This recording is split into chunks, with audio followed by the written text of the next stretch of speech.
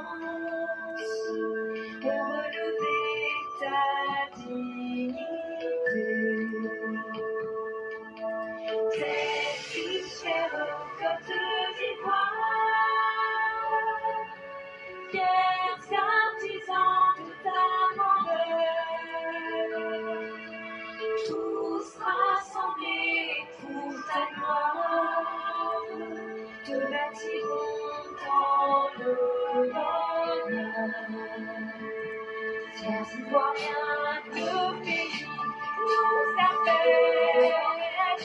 Si nous avons dans la paix, la donner la liberté, notre devoir sera d'être un modèle de l'espérance promise à l'humanité, en forgeant unis dans la voie nouvelle, la patrie de la fraternité.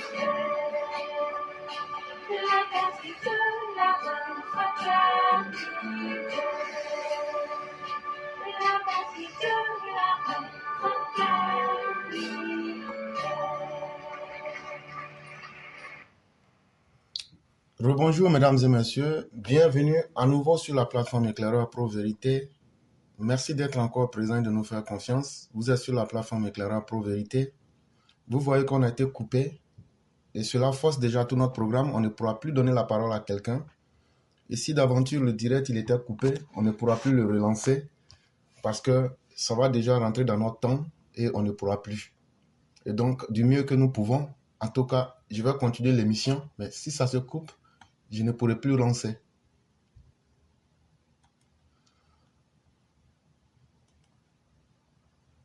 Aujourd'hui, nous avons 4 sujets. Le 4e sujet est un sujet de 7 infos. Et nous allons parler de comment le gouvernement met en place toutes des stratégies pour pouvoir sécuriser les fêtes de fin d'année et créer les conditions de la sécurité sur le terrain en Côte d'Ivoire. La 3e information est tirée de lemonde.fr. Nous allons parler de l'assurance maladie SEMU et qu'est-ce qui fait que réellement nous avons un bilan en demi-teinte, mi-figue, mi-raisin. Nous allons parler de cela. Dans le 2e sujet qui est tiré du journal en ligne Le Pays, nous allons parler de l'immigration clandestine. Quels sont les moyens qu'il faut pour lutter contre elle? Et surtout, est-ce que la politique de l'Occident ne se retourne pas contre elle-même aujourd'hui? Le premier sujet est tiré de Frappmat Info. On va parler du désordre urbain qui est en train de s'installer à Abidjan, dans les zones qui avaient été dégagées, où les gens avaient été déguerpis de ces zones-là. On voit que ces mêmes zones sont en train d'être repeuplées par d'autres personnes. On se pose bien des questions. Est-ce qu'on est dans le perpétuel recommencement? Ou bien, à quoi est-ce que le travail aura servi si c'était pour faire toutes ces publicités, pour revenir au point de départ? Et donc, il est important de se demander et de trouver les vraies réponses à nos questions. Bien avant d'aborder les 4 sujets, Franklin Nyamsi, ce brigand et voyou qui se fait passer à ces rares moments de lucidité pour philosophe, a été condamné le jeudi 19 décembre 2024 par un tribunal de Rouen, pour être plus précis, par le parquet de Rouen, parce qu'il faisait des mouvements financiers suspects. Et ces mouvements financiers suspects, c'était quoi? Vous vous souvenez, le dangereux Soro-Guillaume, l'ignoble, lorsqu'il était encore à Paris et qu'il incitait au coup d'État et au désordre en Côte d'Ivoire, au meurtre, avait l'habitude de créer des grandes soirées mondaines. Et Franklin Nyamsi, cela lui a donné des idées. Il s'est dit, mais puisque les choses vont ainsi, Pourquoi est-ce que moi, je ne vais pas lever des fonds et puis une fois que j'aurai ces sommes-là, je les utilise. Et donc, Franklin Nyamsi, du haut de ses 52 ans, n'a pas eu honte de créer une association fictive, de lever des fonds, et il aura prélevé à ceux qui ont confiance en lui plus de 50 186 €.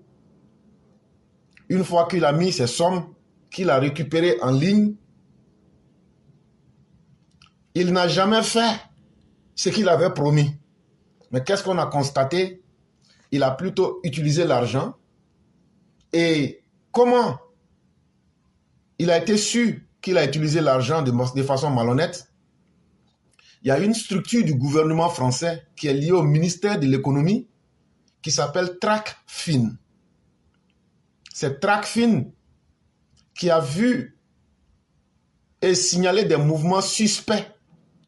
TracFin, c'est une agence spécialisée dans la lutte contre le blanchiment d'argent, le financement du terrorisme. Il ne savait pas que TracFin était en train de le traquer. Il ne savait pas que TracFin était en train de le surveiller. TracFin, là, ce n'est pas le nom de quelqu'un. TracFin, là, c'est une agence spécialisée du ministère de l'économie de la France. Eux, ils sont spécialisés dans ceux qui font blanchiment d'argent, ceux qui commettent des crimes économiques, ceux qui sont là pour financer le terrorisme, là. Donc, quand il a fait ces levées de fonds, là, eux, ils se sont mis derrière lui, ils ont commencé à vérifier petit à petit. Et qu'est-ce qu'ils ont constaté? Le bon brigand, sur les 50 186 €, on constate qu'il a pris de l'argent et les mouvements qu'il fait avec l'argent sont suspects. Tantôt, ce sont des retraits qu'il fait en espèces, il va prendre l'argent. Tantôt, ce sont des chèques qu'il fait pour payer des choses. Tantôt, il fait des paiements par carte bancaire. Tantôt, il se fait lui-même des virements. C'est là les gens maintenant, quand ils ont bien fouillé dans l'affaire, Franklin Nyamsi a été reconnu comme coupable. Il a créé une fausse association et bizarrement, on lui demande mais où se trouve le siège de ton association? Il dit la petite chambre dans laquelle il réside là, qu'est-ce que c'est ça? C'est la chambre là qui est le siège de son association. On dit mais chose bizarre. Comment se fait-il que l'argent que tu as pris, est-ce que ce que tu disais aux gens, c'est ce que tu as fait avec ça? Il dit non. Et il a commencé, il voulait politiser le débat. C'est un débat parce que je lutte pour l'Afrique. Qui t'a mandaté pour lutter pour l'Afrique? Ton combat là, ça t'a amené où? Il faut aller libérer ton Cameroun avant de chercher à libérer l'Afrique. Un homme intelligent là, avant de faire un combat, grandeur nature là, tu mènes d'abord un combat sur un échantillon. Va d'abord mener tes idées stupides au Cameroun et en fonction de ce que ça va donner, tu comprendras. Donc vous aurez compris que toute cette organisation autour de Sorogium et lui-même sa personne, avec tous ceux qui l'entourent, sont des individus extrêmement malhonnêtes, des gens sans foi ni loi, qui abusent de leurs propres ouailles, qui abusent de leurs propres brebis, qui ont délibérément mis confiance en ces personnes. Et donc le 19 décembre 2024, ça veut dire le jeudi passé, devant un tribunal à Rouen, Franklin Nyamsi a été reconnu comme coupable d'abus de confiance. Et au nom de ce crime commis, il a été condamné à payer 10 000 € d'amende et 3 ans d'inéligibilité. Et donc, il ne pourra plus se mettre là à dire que lui va créer des associations pour lever des fonds ou bien pour faire quoi que ce soit. Et c'est ça. Ceux qui mettent leur confiance en des personnes de peu de valeur, c'est bien fait pour vous qui êtes partis donner vos sommes et continuer à donner ces sommes-là. C'est à croire que vos familles n'ont plus de problème. C'est à croire que vous-même, vous n'avez plus de problème. Vous restez là des gens que vous ne connaissez ni d'Adam ni d'Ève. Vous envoyez l'argent, eux ils les utilisent et vous restez là.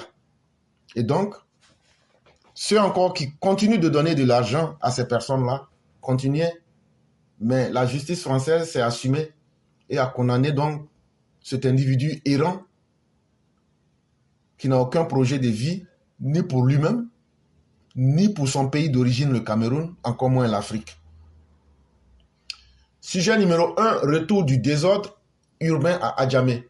Intensification de la lutte contre la recolonisation des espaces déguerpis. Tout le monde sait ce que M. Cissé Bakongo avait fait quand il s'agissait de faire dégager les personnes qui étaient sur des espaces qui n'étaient pas commodes, des espaces où les gens ne devraient pas être. Quand il a fait, ça a créé beaucoup de polémiques. D'autres ont aimé, d'autres n'ont pas aimé. Mais quand on fait quelque chose et que ça soulève beaucoup de polémiques, il faut aller jusqu'au bout. Et qu'est-ce qu'on constate? Dans le cadre de la préservation de l'ordre et de l'assainissement de l'espace public, la commune d'Adjamé fait face à une nouvelle vague de recolonisation des espaces récemment déguerpis. Bizarrement, les gens se sont installés à nouveau sur les espaces qui avaient été déguerpis. Donc finalement, tout ce bruit qui a été fait, est-ce que c'est pour nous perdre le temps? Pour qu'on fasse du perpétuel recommencement? Alors qu'on sait que c'est de l'argent, du temps, et puis c'est de la polémique. Quand on a dégagé ces espaces-là, c'était pour faire quoi? On n'avait pas d'idée, on n'avait pas de plan. Donc le seul projet, c'était seulement de dégager. Et puis de venir s'asseoir maintenant, voir les gens venir s'installer à nouveau. Après encore, on va les chasser encore. Finalement, nous ne sommes pas d'accord avec cette procédure-là. Si vous n'avez pas d'objectif, à quoi aurait-il servi donc d'aller dégager les gens et puis on voit des personnes encore venir s'installer sur les mêmes lieux? Quelles sont les garanties que vous avez prises pour ne pas que les gens puissent venir s'installer? Et donc, cette politique du perpétuel recommencement, il faut dire que c'est quelque chose qui est complètement incompréhensible et inacceptable. Le jeudi 19 décembre 2024, des espaces clôturés le long de l'axe reliant le commissariat de police du 7e arrondissement au siège de Fraternité Matin ont été détruits. Pendant ce temps, des commerçants ont envahi à nouveau les espaces libérés du côté d'Adjamé Liberté, servant ainsi aux usagers un désordre monstre. L'objectif d'assainir notre environnement, à partir du moment où on a pu mettre quelque chose en place, comment se fait-il que aujourd'hui nous sommes en train de voir que des gens, par exemple, ont pu détruire les clôtures qui avaient été mises entre le 7e arrondissement jusqu'à Fraternité Matin, le siège de Fraternité Matin? Quel est ce courage-là qui a permis aux gens d'aller détruire? Et quand ça se détruisait là, il n'y avait personne pour voir. Ça veut dire qu'il n'y a pas de suivi. Monsieur Bakongo, ça veut dire qu'il n'y a pas de suivi dans votre travail. Est-ce que cela est acceptable? On a vu la même chose se passer encore. À partir de l'espace Adjamé Liberté qui avait été libéré, les gens ont envahi à nouveau ces espaces-là encore. Et ça crée maintenant même un désordre catastrophique dans ces zones-là. Monsieur Bakongo, qu'est-ce que vous en pensez? Est-ce que c'était pour nous ramener au point de départ que vous avez fait tout cet effort-là pour revenir à zéro? Cette question, on vous la pose sans état d'âme. Les autorités municipales, déterminées à maintenir la discipline, ont immédiatement entrepris des actions pour détruire ces nouvelles installations illégales. Parallèlement, des travaux sont en cours au niveau du rond-point principal d'Adjamé Liberté pour empêcher toute tentative de réoccupation des lieux. Cette intervention survient après une deuxième opération de déguerpissement dans cette zone. À la vérité, l'article nous dit que les autorités municipales, c'est-à-dire la mairie d'Adjamé, a tenté de dégager à nouveau les personnes. Mais qu'est-ce que cela prouve en réalité? Ça prouve qu'il y a une faiblesse de la loi. Parce que la loi, l'État ne peut pas décider quelque chose et des gens vont venir simplement faire le contraire le lendemain. Ça veut dire que les autorités elles-mêmes là ne sont pas sérieuses. Eux ne montrent pas tout le pouvoir qui est en leurs mains pour pouvoir permettre aux populations de comprendre que ce jeu-là est terminé. En réalité, c'est une faiblesse de l'État parce que les choses sont claires. On a dégagé ces endroits, on est en train de faire un travail, ou bien on va faire quelque chose. Si tu vois que les populations reviennent, et ce n'est pas la première fois, c'est la deuxième fois que la même chose se passe, et ils vont faire déguerpir les gens dans ces mêmes zones-là. À force de refaire ces mêmes choses, vous finissez par donner à ces populations-là le courage d'affronter et de défier l'État. Malgré les efforts répétés des autorités pour assainir les espaces publics, les commerçants continuent de recoloniser les sites dégagés, créant un défi supplémentaire pour le district d'Abidjan et la mairie d'Adjamé. Face à cette situation, la mairie réitère son engagement à préserver ces espaces libérés et appelle les commerçants à se conformer aux dispositions prévues pour exercer leurs activités dans les zones aménagées. Ces mesures visent non seulement à restaurer l'ordre urbain, mais également à garantir une meilleure circulation et un cadre de vie plus agréable pour les habitants. La mairie d'Adjamé, en collaboration avec le district d'Abidjan, poursuit sa mission de réhabilitation des espaces publics et promet de rester vigilante face aux tentatives de recolonisation. En tout cas, une chose est évidente, il y a quelqu'un qui ne fait pas son travail. Est-ce que c'est la mairie d'Adjamé qui est en train de faire un double jeu? Ou bien est-ce que c'est le district même qui ne s'assume pas complètement? Quand ces espaces vont être dégagés, c'est quoi on veut faire là-bas?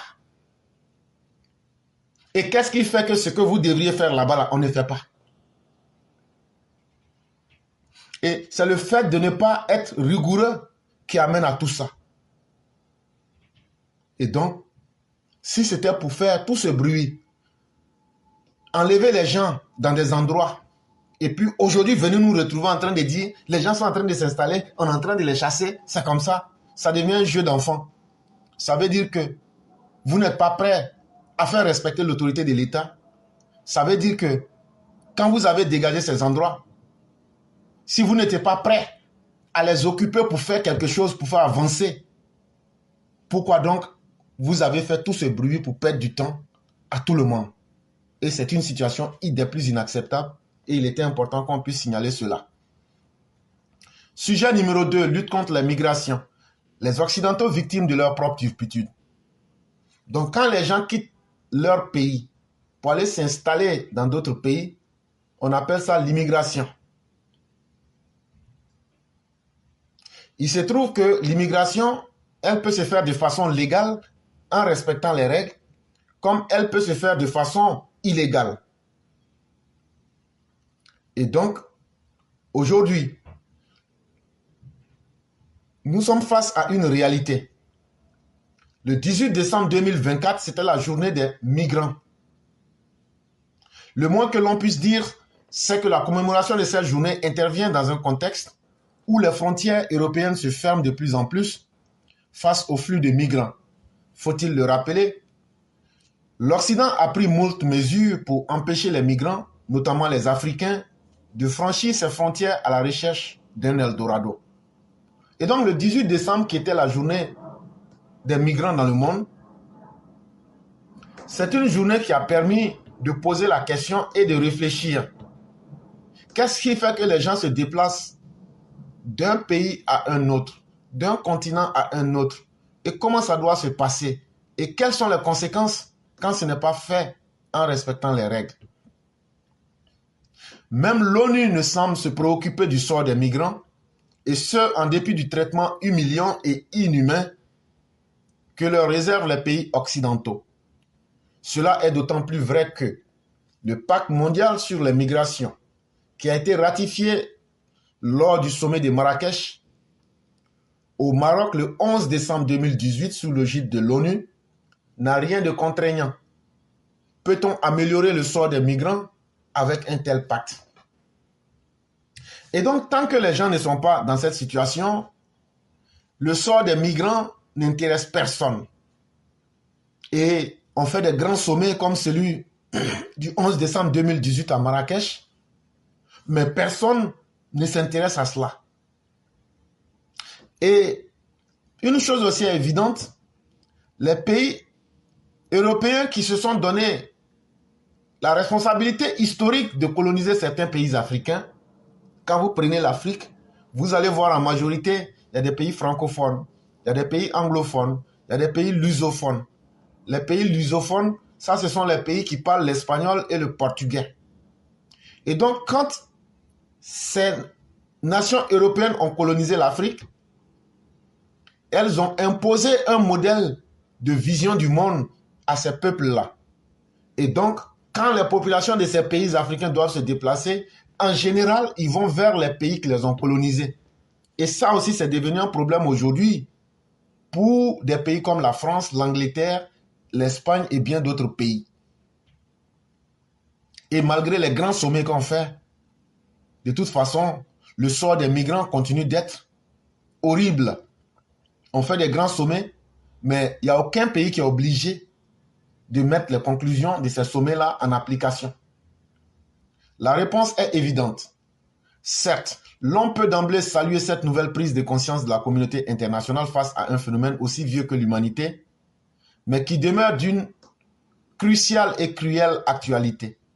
En effet, on chiffre à plusieurs milliers le nombre de migrants engloutis dans des cimetières à ciel ouvert qu'est devenue la Méditerranée, tandis que chaque jour, les embarcations à la dérive et surabondées d'hommes et femmes et d'enfants parfois enguenillés sont recueillis au large des côtes européennes et quittent des ordres humains sur les cruels sentiers de l'exil à travers le désert du Sahara, dont l'exutoire est souvent les cages inhumaines et avilissantes des pauvres, faits par les passeurs et autres trafiquants d'êtres humains dans certains pays du Maghreb. Et donc, il y a beaucoup d'Africains qui cherchent à aller en Europe parce qu'ils se disent, une fois là-bas, la vie sera meilleure. Mais dans leur voyage, ce qu'ils ne savent pas, c'est qu'ils font face à des réalités inhumaines, des réalités cruelles, des réalités très dures à supporter. Combien parmi eux arrivent à s'en sortir s'ils ne sont pas capturés en cours de route ou bien piégés dans les pays maghrébins, les pays arabes, ou bien même carrément assassinés dans les déserts, les rares chanceux qui arrivent à prendre la mer Méditerranée est devenue aujourd'hui un cimetière géant où aujourd'hui, si quelqu'un vous dit, voilà, c'est le tel nombre de personnes qui sont mortes dans la Méditerranée, la personne vous ment. Aujourd'hui, ce n'est pas exagéré de dire qu'il y a plus d'un million. C'est des millions de personnes. C'est ce qu'on voit qu'on dit. Mais ce qu'on ne voit pas là, c'est le drame. C'est là-bas que réside le vrai drame.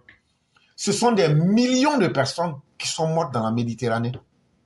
Souvent des femmes, des hommes, souvent des femmes enceintes, souvent même des enfants qui ne savent même pas, qui ne sont même pas conscients du danger dans lequel on les met. Et les rares personnes qui sont capturées sur le chemin sont transformées par les trafiquants d'êtres humains en objets sexuels, sont transformés en esclaves humains, sont transformés en objets de marchandage parce qu'on les met dans des cages et on demande à leur famille de faire venir de l'argent pour les libérer. Et rares sont ceux qui sont libérés pour pouvoir un jour avoir la vie sauve. Mais la plaque Afrique-Asie-Europe n'est pas le seul point chaud de la vague des migrations sur la planète. Au-delà des drames humains et des tragédies personnelles et collectives qui causent ou caractérisent ces migrations, c'est toute la problématique de la stabilité sociopolitique et économique dans les pays d'accueil des migrants qui pose, comme on le voit avec la montée de la xénophobie et la prolifération des partis politiques extrémistes.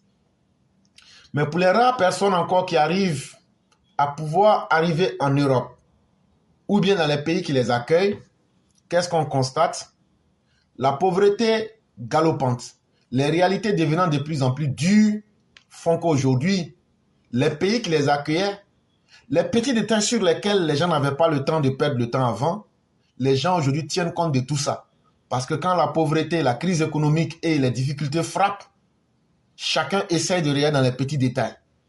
Et donc aujourd'hui, dans ces pays qui accueillent les migrants en Europe, ou bien d'autres pays, les gens sont devenus beaucoup plus méchants. On parlera de xénophobie. Les gens n'aiment pas surtout les Noirs. On parlera de racisme. Mais on voit aussi ça à travers les partis politiques qui sont devenus très extrémistes, ce qui met encore une fois en danger la vie même de ces migrants-là. L'on peut aussi se féliciter des avancées qui sont contenues dans le pacte, qui rappellent non seulement les grands principes liés aux migrations, tels que la défense des droits humains, la reconnaissance de la souveraineté internationale. Le pacte formule de nombreuses propositions pour aider les pays à faire face aux migrations en facilitant l'information, l'intégration des migrants et l'échange des informations. Donc le pacte de Marrakech qui a été signé, c'est une très bonne chose. Et si on voulait l'appliquer au nom du droit de chaque être humain, ça aurait pu aider les migrants. Mais malheureusement, la question que nous nous posons, combien de pays permettent un accès facile à l'information? Combien de pays permettent que les migrants puissent s'insérer? Les migrants eux-mêmes, est-ce qu'ils maîtrisent et comprennent les dangers dans lesquels ils se mettent? Il y a tous ces facteurs-là qui font que, en réalité, ces choses-là n'avancent pas. L'on peut particulièrement saluer la volonté manifeste de lutter contre les réseaux de passeurs et de trafiquants d'hommes, responsables des sévices dont les images ont révulsé il y a peu la conscience humaine mondiale, mais aussi le renouvellement de l'engagement des pays riches à venir en aide aux pays les moins nantis. En fait, on ne le sait que trop, les conditions socio-économiques et politiques dans les pays pourvoyeurs de migrants sont le principal facteur d'exil de nombreuses populations. Qu'est-ce qui fait que les gens se déplacent? Les gens se déplacent en majorité quand les conditions de vie dans leur pays, les conditions économiques ne sont plus au rendez-vous. Quand les conditions politiques ne leur permettent plus de sécuriser leur vie. Voici quelques éléments qui font que les gens se déplacent d'un continent à un autre. Ce n'est pas par plaisir que les gens vont reprendre une nouvelle vie. Mais quelles sont les conséquences? Quelles sont les causes de ces déséquilibres politiques et économiques? C'est ceux qui ont aujourd'hui le pouvoir économique en main. Ceux qui ont le système économique en main. Parce que quand tu as le pouvoir économique, tu maîtrises les conditions sociales des populations. Quand tu as le pouvoir politique mondial en main et que tu ne regardes que toi seul tes intérêts, c'est ce qui crée le déséquilibre chez les autres. C'est ce que je suis en train d'expliquer. Les grandes nations de ce monde, en privilégiant tous les aspects positifs de l'économie mondiale pour emmagasiner cela dans vos pays, ça crée un déséquilibre économique mondial. Et donc, ça déstructure les sociétés dans les pays les plus dits pauvres. Lorsqu'on applique des politiques qui marchent dans vos intérêts, mais sans tenir compte des intérêts des autres pays du monde, ça crée le chaos, le désordre et souvent la guerre dans certains pays. Et quand tous ces facteurs-là sont réunis, ça fait que les gens, leur vie n'est plus sécurisée. Et surtout quand je prends le cas de la France, qui est un pays qui n'aime jamais voir la paix dans les pays comme la Côte d'Ivoire, la France aujourd'hui qui permet à des opposants ivoiriens d'aller dire n'importe quoi. Ceux-là même qui faisaient la chasse aux Français il y a peu, aujourd'hui cette même France-là se met en se disant qu'en faisant ça, on va faire pression sur Alassane Ouattara. C'est tout ça qui crée des déséquilibres politiques dans les pays. Et donc, une fois que ces conditions sont créées, ça se retourne contre vous et vous voyez des millions d'hommes prendre le chemin de l'exil. Et ça, tant que vous n'allez pas changer cette vision économique du monde, tant que vous n'allez pas changer cette posture politique du monde pour créer des déséquilibres dans les autres pays, ça, attendez-vous à des millions de personnes et ce n'est pas la mort ni la Méditerranée, encore moins les passeurs qui vont les inquiéter. Ce ne seront pas les sommets qui seront organisés qui vont mettre fin à cela. Même si vous créez des conditions encore plus inhumaines que ce que vous voyez, les gens vont se déplacer et vont désorganiser vos sociétés à vous-même aussi. Et donc, ce qui est important aujourd'hui, même si l'on ne peut dénier la responsabilité des peuples et de leurs dirigeants dans la survenue de certaines catastrophes, il n'en demeure pas moins que ces tragédies sont causées par ceux qui se plaignent aujourd'hui d'être envahis par les migrants. C'est vrai qu'on ne pourra pas dédouaner les migrants eux-mêmes ainsi que les dirigeants parce que être idiot jusqu'au point de prendre des armes pour désorganiser son propre pays, c'est aussi une question de responsabilité personnelle devant l'histoire et devant les hommes. On n'est pas obligé de suivre ce que les autres nous disent, même s'il y a des conséquences qui sont en face de nous. Et donc, on ne pourra pas aussi blanchir ni les migrants eux-mêmes, ni les dirigeants de leur pays. Mais il n'en demeure pas moins que les vraies causes si on ne réfléchit pas sur les vraies causes durant les sommets et qu'on pense que c'est en créant les conditions pour payer des pays comme l'Algérie et les Robocop pour empêcher les gens ou bien arrêter quelques pourvoyeurs de migrants qu'on appelle ici des passeurs, ça ne résoudra pas le problème. Ça ne résoudra pas le problème. Il faut que les institutions internationales du monde créent des colloques pour se demander qu'est-ce qui fait qu'aujourd'hui le monde est désorganisé. Le monde est désorganisé parce que les Occidentaux s'accaparent de presque toutes les richesses du monde et ça déséquilibre le monde. Est-ce qu'aujourd'hui, là, on ne peut pas créer et industrialiser l'Afrique? Tant que vous n'allez pas répondre à ces questions de façon véritable et tant que vous n'allez pas vous dire que la paix, là, c'est un bien mondial et qu'on doit véritablement s'engager à créer les conditions de paix en Afrique et dans le monde et que tout le monde mérite la paix là où il se trouve, alors là, les gens vont continuer à vous envahir. Tant que vous allez continuer à piller les ressources naturelles des pays, que j'appelle ici dans le cas de l'Afrique, en ce moment, sachez que les richesses que vous allez piller, comme la Russie le fait au Mali actuellement, là, quand vous aurez fini de piller le Mali, là, les Maliens vont se diriger pour aller remplir Saint-Pétersbourg et ils vont aller remplir la Russie. Parce que c'est vous leur nouveau colon. Tant que vous allez continuer à soutenir les dictatures, comme c'est le cas de la Russie actuellement en Centrafrique, comme c'est le cas de la Russie actuellement au Mali, au Burkina et dans plusieurs pays, et c'était le cas en Syrie, sachez qu'aujourd'hui, des milliers de personnes vont se déplacer pour aller remplir partout. Monsieur Ben Kono, ne vous inquiétez pas, il dit à 147 personnes, 40 partages. Les gens peuvent faire ce qu'ils veulent. De toute façon, on n'oblige personne puisque c'est pas ça l'objectif. Quand les gens même oublient que ce que nous faisons, ce sont des sujets de réflexion. Ce sont des activités que nous menons. Si on doit encore vous demander pardon de partager, je demande que personne ne partage. Laissez ça comme ça. Mais l'histoire retiendra que chacun aura fait ce qu'il avait à faire. Je ne comprends pas comment quelqu'un peut venir suivre quelque chose, dire ce que je suis là, c'est important, ça m'amène quelque chose, et par méchanceté, ne pas être capable de dire à d'autres personnes, venez suivre. C'est méchant ce que vous faites. Ces émissions-là, vous ne savez pas combien de temps ça nous prend pour faire des recherches. Mais on ne va pas pardonner quelqu'un. Si vous voulez partager, si vous voulez ne partagez pas. Si vous voulez, mettez les cœurs. Si vous voulez, ne mettez pas les cœurs. Ben, peut-être, ne vous inquiétez même pas. Ça, ce n'est plus une priorité pour nous. Quand on avance avec des gens, on finit par comprendre qui est qui. Donc, ne vous inquiétez point pour cela. L'objectif, c'est qu'on puisse faire passer notre message. Ceux qui seront sauvés seront sauvés. Mais on ne peut pas être toujours dans quelque chose et ne pas être capable d'avoir un minimum d'état de conscience pour se dire, ah, attends, je vais partager. Ça, nous, on ne dit pas ça à quelqu'un. Et je dis même personne, je m'en fous.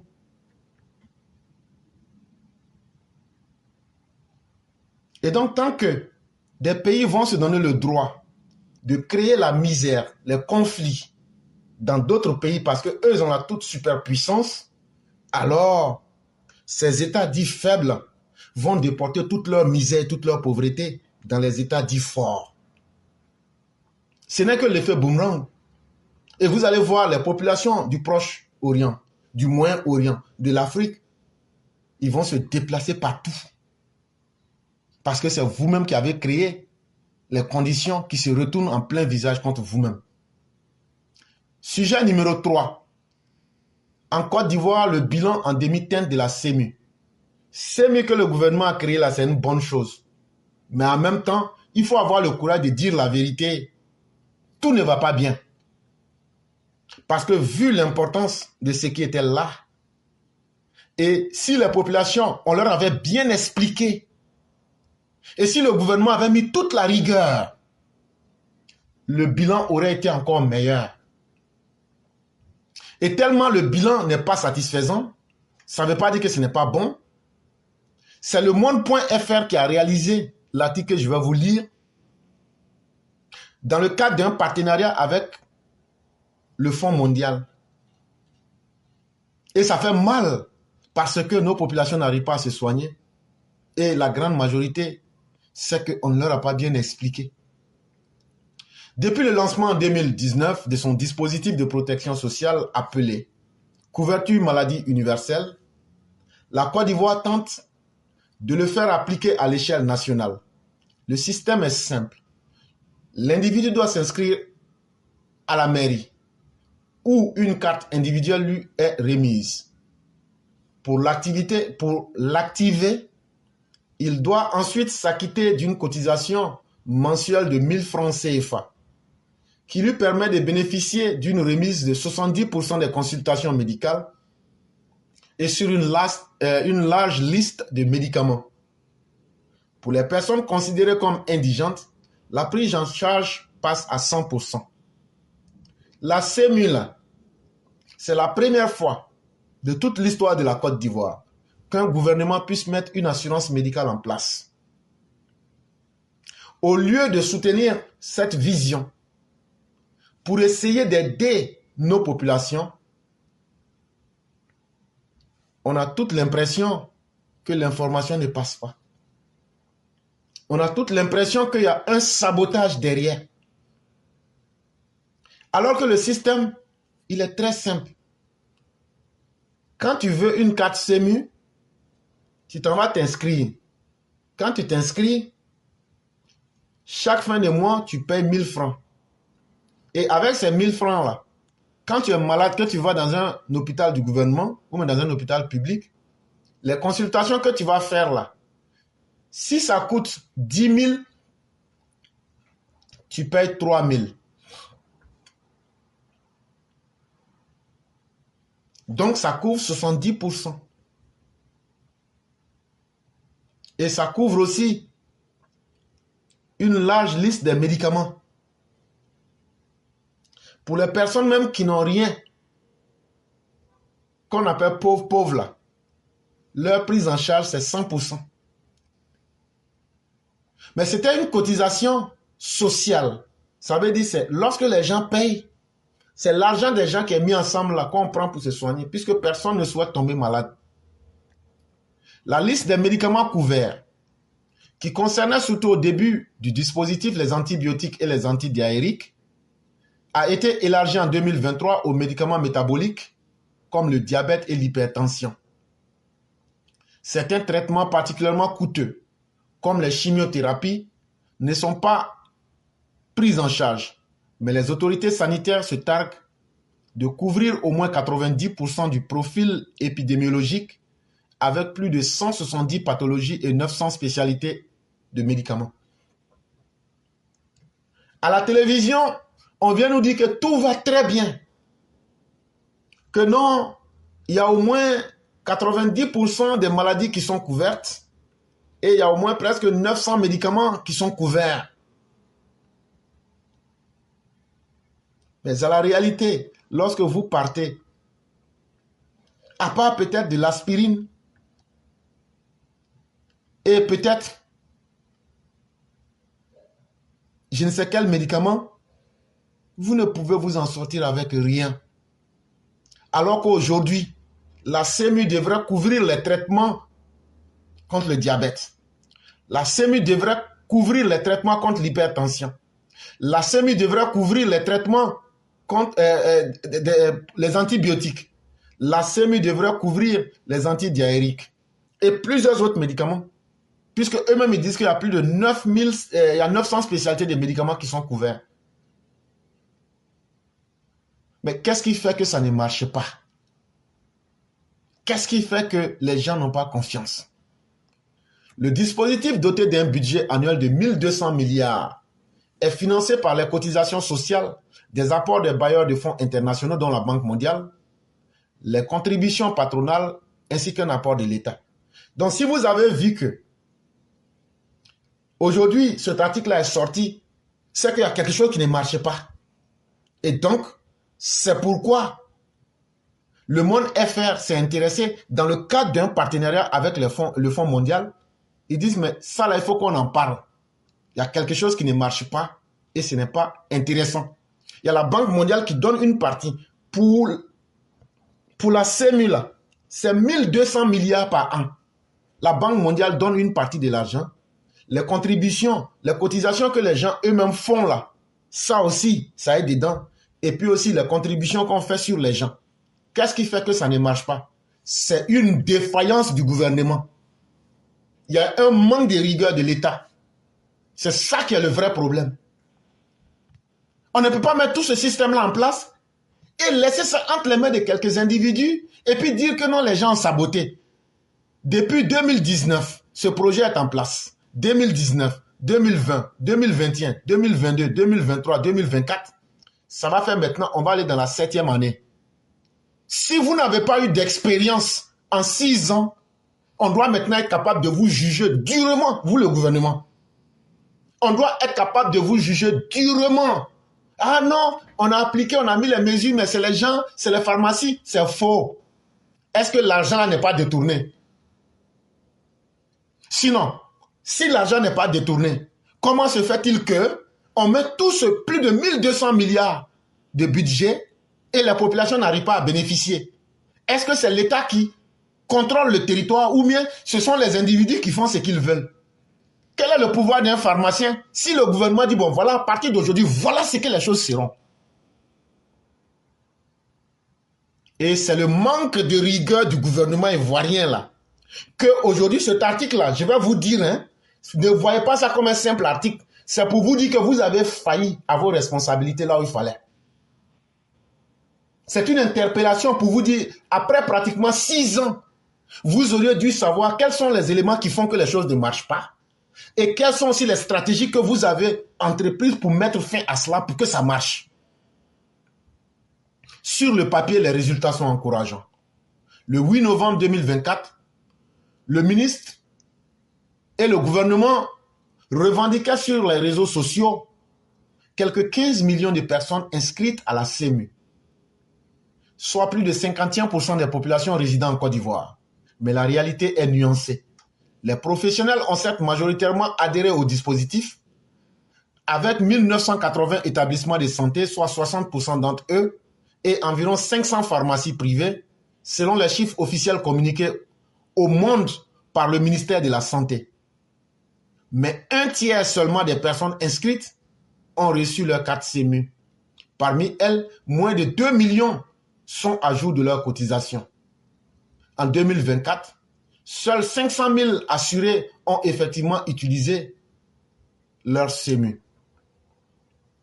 Quand vous vous asseyez à la télévision, ah oui, aujourd'hui, nous avons 15 millions de personnes qui ont la CEMU. Hey, l'objectif, ce n'était pas de dire ça. Ah non, vous voyez aujourd'hui, on a près de 500 pharmacies privées qui travaillent avec nous. Et il y a 1980 établissements de santé, soit 60%. L'objectif n'était pas encore là. L'objectif, c'était aujourd'hui de regarder l'impact de cette politique-là sur la santé globale de la population. Dites-nous aujourd'hui l'impact de cette CEMU-là sur la santé globale de la population. Est-ce qu'il y a amélioration ou pas? Le résultat, c'est qu'il n'y a pas d'amélioration. Le résultat, c'est qu'il n'y a pas d'amélioration. Puisque selon vous-même, votre ministère de la Santé, en 2024, là, c'est simplement 500 000 assurés qui ont effectivement utilisé la CEMU sur les 15 millions. Si 500 000 personnes reçoivent un soin sur 15 millions de personnes dont vous vous targuez, ça veut dire qu'il y a un problème. Et quel est ce problème-là? Le problème, c'est que à la télévision, là, ce que vous dites là, c'est faux. Ce que vous dites là, vous n'avez pas la volonté de vraiment aider les Ivoiriens. Et ça là, il faut que ça s'arrête. Ça, c'est une plaie du régime en place. On nous présente des choses bien à la télévision, mais quand on va dans le réel, il n'y a rien qui est fait. Si vous avez 15 millions de personnes, comme vous le revendiquez, qui sont inscrites, comment se fait-il que ces 500 000 assurés qui ont effectivement reçu les soins et les 14 500 000 autres, vous allez me dire que d'autres ne sont pas tombés malades? Et donc, la vraie problématique, ce n'est pas de nous faire sortir des chiffres. 500 pharmacies privées, 60% des gens, 1980 établissements, 15 millions d'inscrits. Nous sommes dans une problématique de santé publique. Depuis que la CEMU est là, ça va faire 6 ans, on rentre dans la 7e année. Aujourd'hui, là, voilà la quantité de populations qui disent ça nous a aidés à nous soigner. C'est ça qui doit être le chiffre que vous devez venir présenter aux Ivoiriens. Tout ce vous là, arrêtez ça. On en a marre. Le gouvernement de Alassane Ouattara, on en a marre de ce vous là. Et c'est presque dans tous les secteurs. Quand tu allumes la télévision, on nous présente des belles choses, tout va bien. C'est Alassane Ouattara seul qui travaille. Mais vous, là, vous faites quoi? Aujourd'hui, vous avez mis tout ça, plus de 1200 milliards par an. Ça va où? L'argent va où? Ça existe dans les méandres de la petite corruption. Et l'argent disparaît. Les gens n'arrivent pas à se soigner. Et on veut qu'on se taise sur cela. Et aujourd'hui, la population est en face d'elle un problème de santé publique. Tu vas dans des pharmacies, nous on ne prend pas. Les gens font le choix qu'ils veulent de te donner les médicaments qu'ils veulent ou même les médicaments qu'ils ne veulent pas. Mais c'est notre argent. C'est fait pour nous, mais ça ne nous aide pas. Et vous voulez qu'on se taise dessus pour dire que les choses vont bien. Les choses ne vont pas bien. Ça, là, va vous dire. Si vous ne vous levez pas pour mettre un dispositif aguerri en place et pour prendre le problème et le traiter à partir des vrais paradigmes, comme on peut mettre un système de santé publique en place, et on est là, il y a eu 2 hôpitaux, il y a eu 15 millions de personnes. Nous, on s'en fout de ça. Ce qu'on vous demande là, il y a combien d'Ivoiriens qui se sont soignés? Et aujourd'hui, faites-nous une courbe pour nous montrer qu'aujourd'hui, il y a l'amélioration de la santé publique en Côte d'Ivoire. C'est ce qui intéresse les gens. Je ne peux pas payer une voiture et puis me demander, non, en fait, là, les vitres sont jolies, hein, les pneus sont nouveaux, hein, le moteur est bon. Hein. Est-ce que la voiture fonctionne? Est-ce que la 4 SEMI fonctionne? Est-ce que la 4 SEMI soigne les gens? Est-ce qu'aujourd'hui, quelqu'un peut se lever avec la 4 SEMI et puis son cœur ne va pas battre? Voilà les vrais problèmes sur lesquels vous devriez travailler. Il y a quand même une évolution. Nous n'avions que 2 millions d'inscrits il y a 3 ans, souligne Arsène Brou, vice-président de l'Union nationale des pharmaciens privés de Côte d'Ivoire. Il a participé à la mise en place du dispositif et il est aujourd'hui membre du comité de suivi. Mais cette évolution reste timide, poursuit-il. Nous sommes surpris du peu d'engouement qu'a rencontré la SEMI au sein de la population, en particulier les indigents. Beaucoup sont réticents d'abord à s'inscrire, puis à activer leur carte. Si vous savez pourquoi les gens sont sceptiques, les gens sont hésitants, c'est parce qu'il n'y a pas une bonne politique du ministère de la Santé d'informer les gens. Et ça, c'est un élément qui tue la SEMI elle-même. Il y a combien de, vous qui êtes en Côte d'Ivoire là, il y a combien de publicités du gouvernement, du ministère de la Santé qui est passé pour expliquer la SEMI là c'est quoi? Comment faire pour obtenir? Et quelle est l'importance de la SEMI? Comment vous voulez que je m'intéresse à quelque chose si je n'ai pas reçu la sensibilisation qu'il faut, si je n'ai pas reçu l'information qu'il faut, si je n'ai pas reçu l'éducation qu'il faut? D'aller comme ça. Le dispositif souffre aussi de fortes disparités territoriales. Les habitants des villes de l'intérieur du pays s'étant avérés plus réceptifs aux promesses de la SEMI et plus enclins à activer leur carte que les Abidjanais, habitués à fréquenter les dispensaires communaux et à suivre un parcours de soins formels. Nous voyons circuler très peu de bons SEMI dans les pharmacies d'Abidjan. Mais c'est tout le contraire dans les pharmacies du sud-ouest notamment, comme à Soubré, détaille Arsène Brou. Dans sa propre officine, il dit ne traiter que 3 ou 4 bons de SEMI par mois. Ça veut dire 3 ou même 4 bons de la SEMI par mois. Et c'est ça, on peut parler de succès? Pas du tout. Pourquoi une telle réticence? C'est la grande question, soupire le pharmacien. Pourquoi quelque chose qui est offert avec un plateau technique qui s'est beaucoup amélioré, avec des médicaments délivrés à moins de coûts, ne suscite pas une adhésion? Je n'en sais rien. On aurait aimé voir plus de gens profiter de cette main tendue du gouvernement. Je vais vous expliquer les raisons. Cette main tendue du gouvernement qui fait que les gens ne vont pas là, que le gouvernement même se lève aujourd'hui là. Tout ce qu'on raconte à la télévision, plateau technique fourni, on envoie un matériel là. Gouvernement, levez-vous, allez voir dans les hôpitaux là. Les plateaux techniques là ne sont plus là-bas. Ils ont mis ça dans des cliniques privées. Les médicaments là, les gens détournent. Les gens vont tourner à côté là. Moi, je vous dis les choses, c'est cash. Et on a eu une incapacité du ministre de la Santé à aller sur le terrain pour combattre les vrais problèmes. Parce que si on combattait les vrais problèmes, Avec tous les fonds qui sont mis en place, toute la politique est mise en place. Les populations ne sont pas bêtes. Si les choses marchaient, les gens partaient dans les hôpitaux et puis ils voyaient ce qu'on leur dit là. Quand ils vont là-bas, c'est comme ça se passe là. Et puis ça se passe bien là. Le bouche à oreille là, aurait suffi, les gens allaient avoir confiance. Mais c'est parce que tout ce qui est dit, quand les gens vont, ou bien quand les gens sont en situation, ils utilisent la 4CMU là, c'est avec plus de désespoir qu'ils reviennent. Et c'est ça qui a fait que les gens aujourd'hui là sont désespérés. Le ministère de la Santé, au lieu de travailler sur ces questions, pour traquer les malhonnêtes qui sont dans le secteur pour essayer de saboter la politique. On dit qu'aujourd'hui, il y a tel truc ici. Mais quand tu vas là, tu ne gagnes pas. On dit qu'il y a tel médicament qui est couvert. Quand tu vas là, on te dit à part aspirine, à part ça, on peut rien te donner. Tu fais comment? Tu seras découragé. C'est ça qui fait que ces CMU là, ça ne marche pas.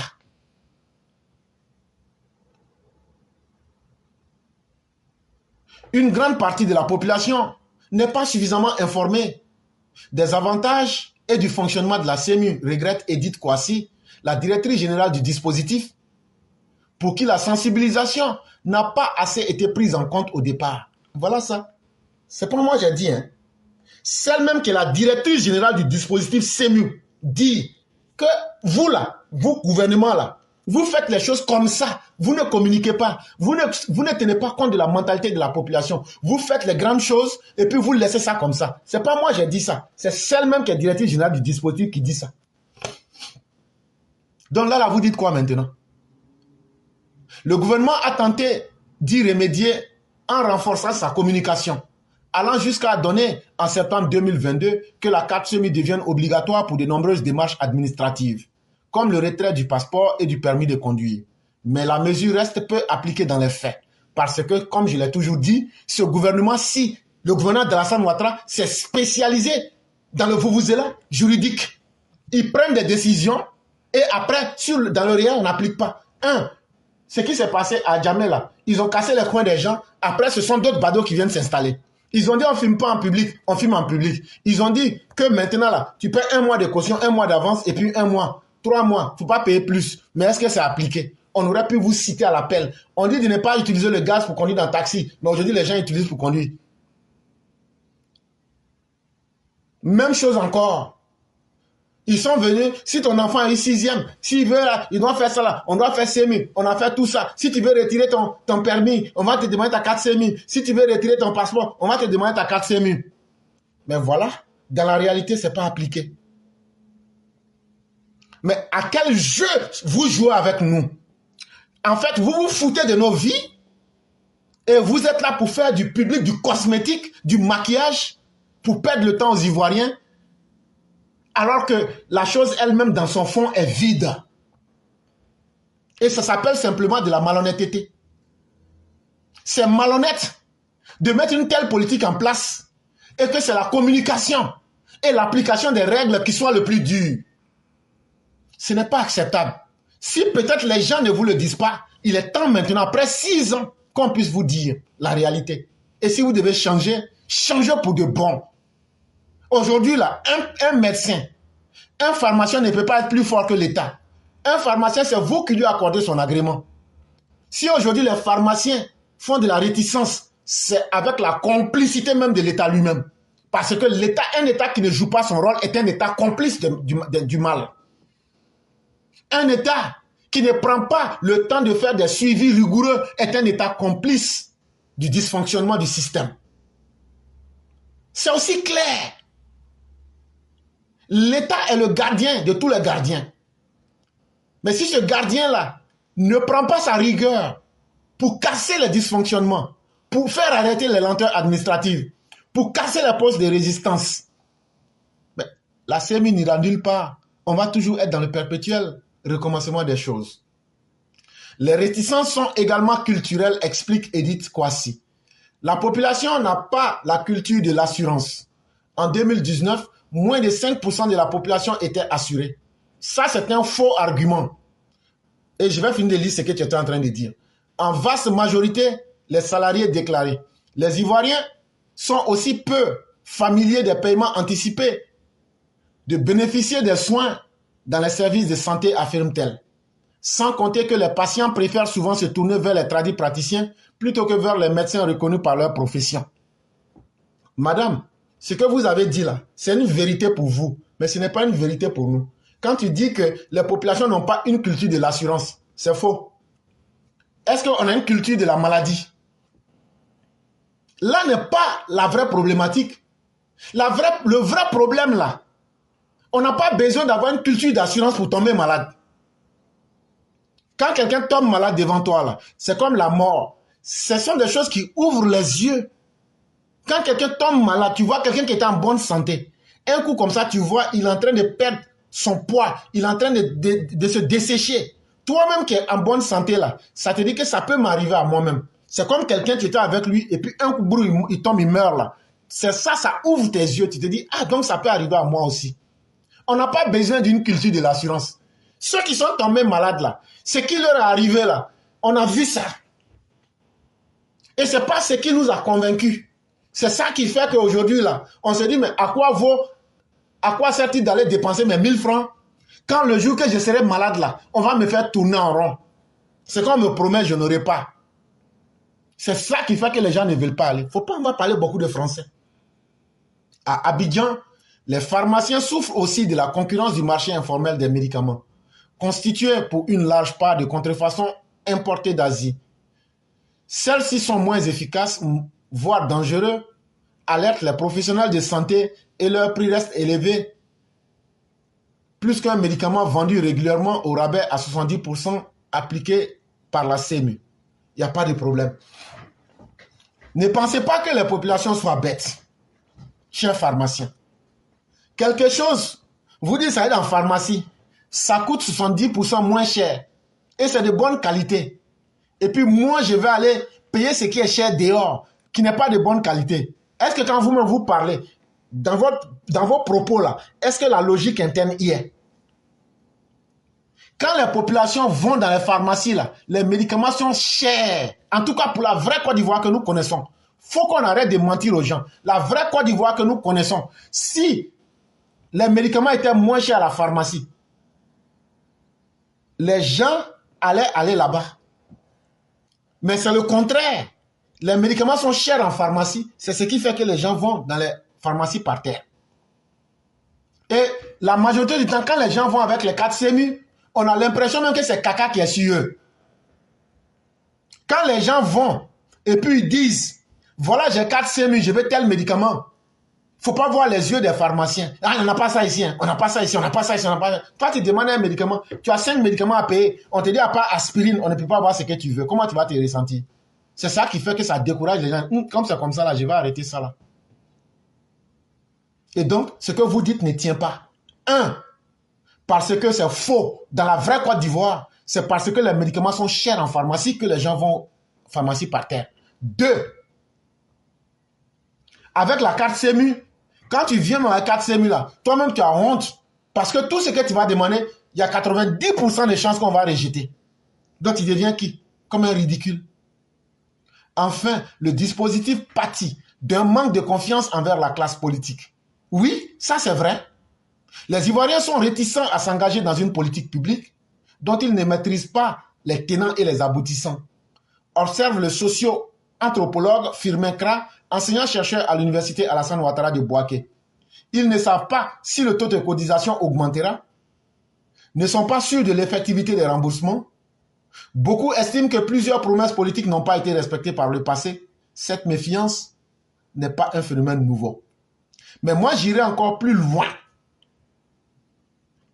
Je vais encore pousser la réflexion de M. Firmin Kra. Tout ce qu'il a dit, c'est vrai. Mais est-ce que les politiciens eux-mêmes se soignent en Côte d'Ivoire aussi? Est-ce que vous voyez les Américains aller se soigner en Russie ou en France? Mais tous nos politiciens, classe dirigeante et opposants inclus, vous n'avez pas confiance en nos hôpitaux. Ça veut dire que c'est ça aussi qui crée une crise de confiance. Le jour qu'on va voir le président Alassane Ouattara aller se soigner au CHU là, ça va nous convaincre. Le jour qu'on va voir le vice-président aller se soigner, ça va nous convaincre. En réalité là, quand on dit de faire quelque chose là, il faut toi-même aussi faire ça aussi. Le jour qu'on va voir Laurent Gbagbo aller se soigner au CHU de Yopougon là, ça va nous convaincre. Vous, la classe politique, Vous êtes dans un jeu, dans un double jeu avec la population. Et c'est ça qui fait que les gens se disent, tiens, attends, on va continuer avec ce qu'on avait l'habitude de faire, les médicaments traditionnels. Pour promouvoir la politique d'accès à la santé pour tous, FIMECRA préconise de continuer de communiquer sur les avantages de la CMU, mais en dépolitisant le discours.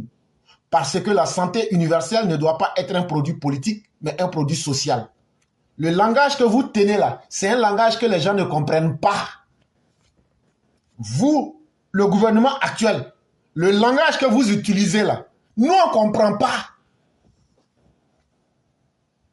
Et il y a combien de fois, vous qui êtes en Côte d'Ivoire, quelle est la dernière fois que vous avez vu une publicité de la CMU à la télévision?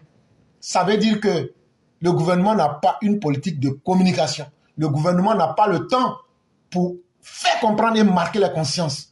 Et quand c'est comme ça, là, quand tu crées un produit, mais qu'il n'y a pas de marketing pour vendre, c'est un produit, quel que soit ce qu'il est, c'est un produit qui est voué à l'échec.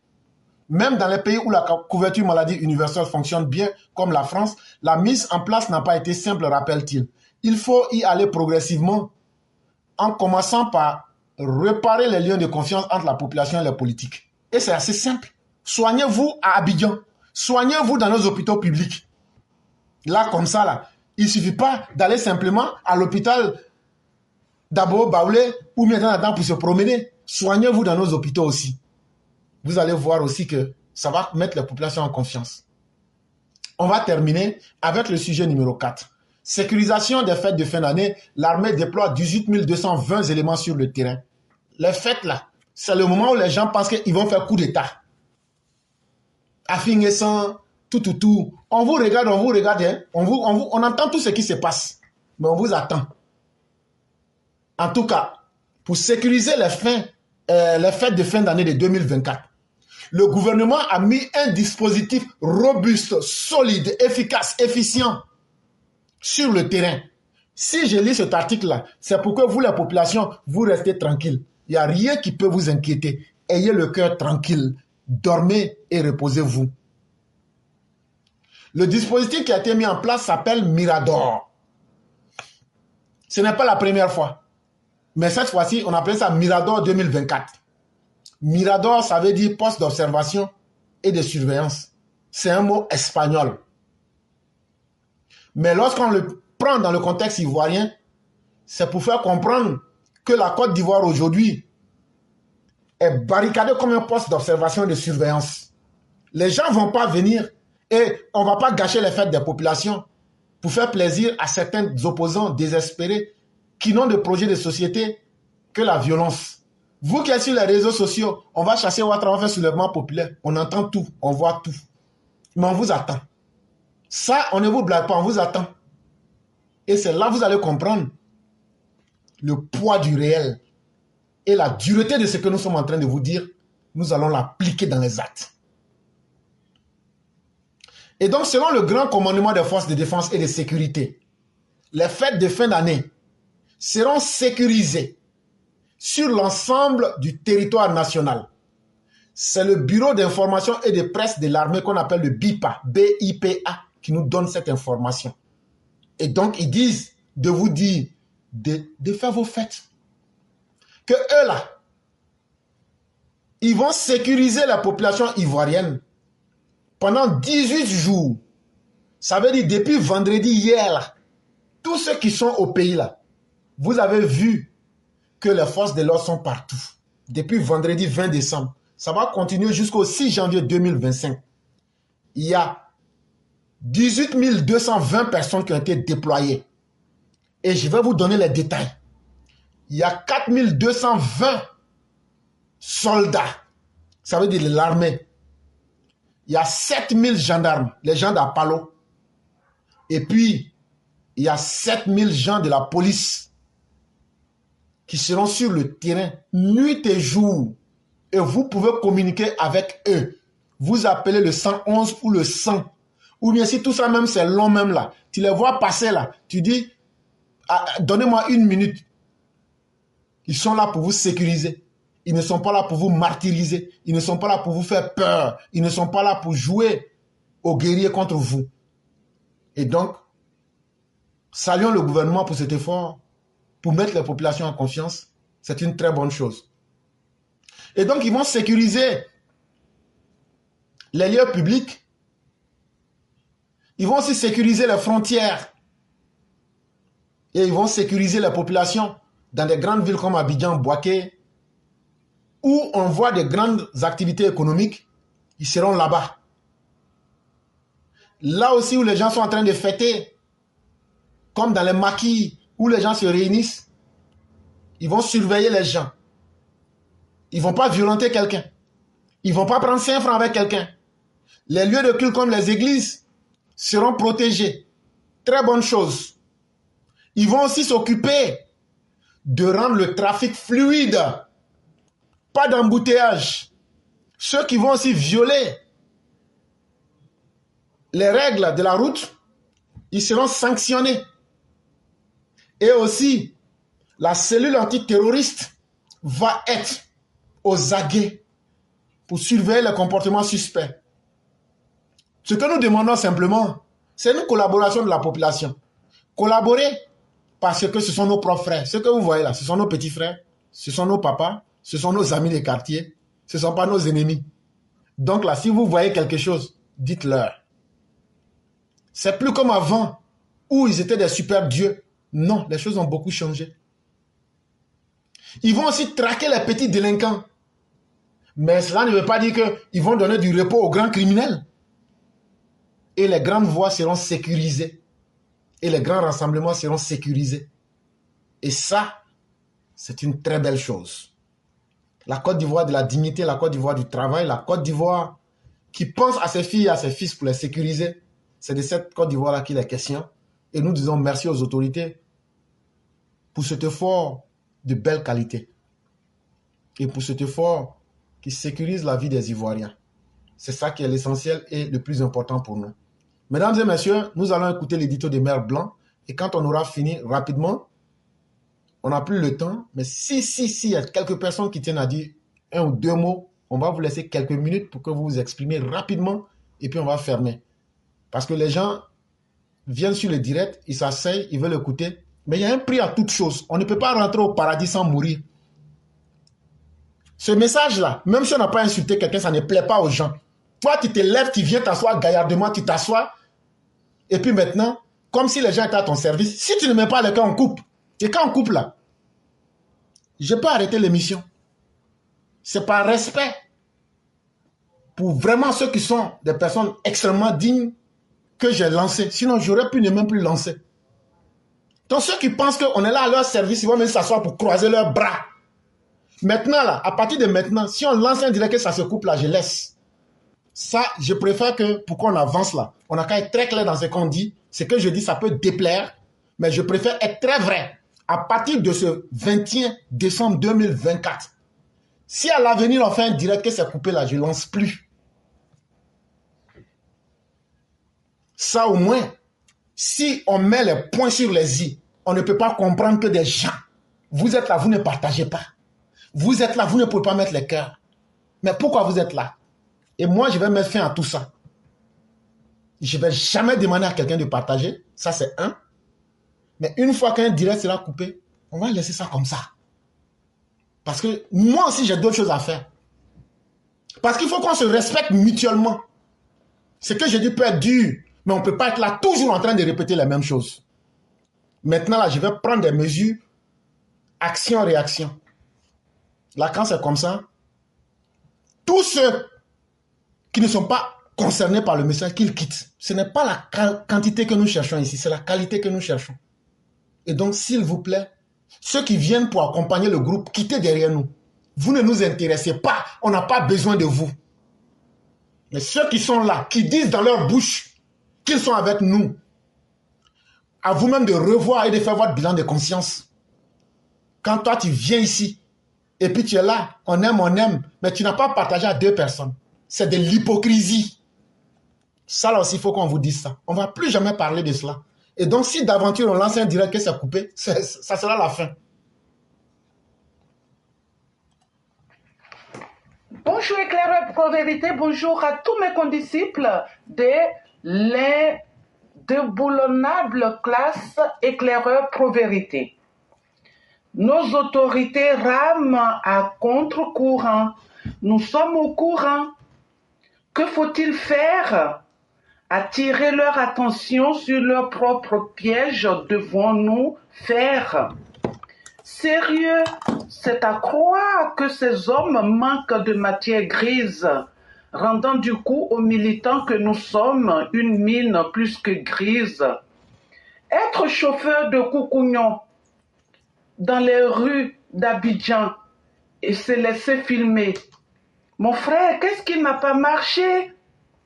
À vous, nous avons renoncé. Nous le savons. Tôt ou tard, par ces vauriens qui hier vous avez adulé, vous serez dénoncés. Et j'espère que votre expérience inspirera vos successeurs sans conscience. Et nous avons lu des livres sur la sagesse par Tom qui nous ont enseigné qu'il faut soutenir ce grand homme. On réfléchit sur cet adage qui dit que la jeunesse est le temps d'étudier la sagesse. La vieillesse est le temps de la pratiquer. Alors, comme pour dire que la barbe ne fait pas le bouc. Merci et à bientôt. Merci à Mère Blanc. Ceux qui sont des observateurs avertis, vous aurez remarqué que la voix de Mère Blanc était au ralenti. Mais ne pensez pas que elle est frappée par une incapacité de pouvoir parler. On appelle ça l'emphase. Elle est en train d'insister sur quelque chose. Elle est en train de dire, on en a plus que marre. C'est vous, vos cadres, qui sont avec des bandits. Quand on dit que quelqu'un a réussi dans la société, que cette personne va aujourd'hui devenir chauffeur d'un bandit, d'un nain, d'un raté, d'une pourriture de la vie. En ce moment, ça pose la problématique. C'est quoi un modèle dans votre société? C'est celui qui pense avoir gravi les échelons, qui se met au service de quelqu'un qui n'a jamais travaillé avec ses 10 doigts, de quelqu'un qui n'a pas dépassé le niveau BPC. Ça pose un véritable problème. Et c'est honteux. Mais, Coucougnon Christ, faut dévoiler ceux qui étaient tes amis d'hier. Faut les dévoiler sans modération. Faut pas te priver. Là, quand c'est comme ça, s'il y a encore quelques-uns qui étaient habités par le diable de se lier à des moins que rien, ça va les amener à réfléchir plus d'une fois. Et donc, en toute chose, il y a forcément un bonheur. Et Coucougnon Christ, fais ton déballage et fais-le. Fais-le sans modération. Mesdames et messieurs, nous avons fini. Les gens n'ont pas mis cœur, ils ont coupé direct. Ceux qui se présentent là, vous n'aurez même pas plus de 2 minutes. Parce que moi là, il y a le temps de boulot que je dois tenir compte. Maintenant, comme je l'ai dit, action, réaction.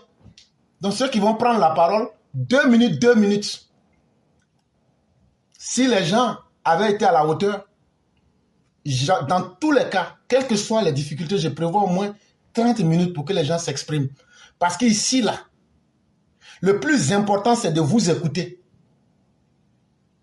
Mais puisque on veut maintenant qu'on n'a qu'à aller sur un autre chemin, on va aller ensemble. Et c'est ce que j'ai expliqué. Je préfère expliquer ça une bonne fois. Tous ceux qui viennent là, ne partagez rien. Venez vous asseoir. Ne mettez pas les cœurs. Venez vous asseoir. La suite là, on va gérer ça en action-réaction. C'est le 21 décembre 2021, 24, on ne parlera plus de ça encore. Parce que trop, c'est trop. Vous qui nous suivez là, vous exagérez. Et ça là, je vais frapper aussi dans le tas. Et donc, apprêtez-vous, il y aura beaucoup de jours où il n'y aura plus de direct. Parce que dès que les choses vont aller mal, si ça se coupe, moi il y a quelque chose, je laisse en même temps, je m'en vais faire mes activités.